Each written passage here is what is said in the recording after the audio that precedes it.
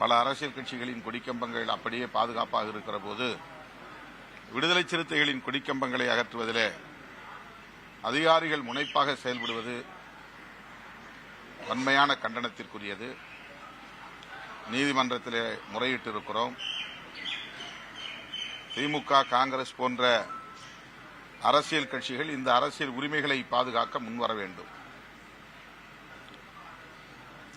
பொது இடங்கள் எவ்வளவோ பிற காரணங்களுக்காக ஆக்கிரமிப்பு செய்யப்பட்டிருக்கின்றன. அவற்றையெல்லாம் அப்புறப்படுத்துவதற்கு நீதித்துறையில் எந்த முனைப்பும் காட்டாத போது யாரோ ஒரு சிலர் தொடுக்கிற வழக்கை வைத்துக் கொண்டு இதுபோன்ற தீர்ப்புகளை அளிப்பது என்பது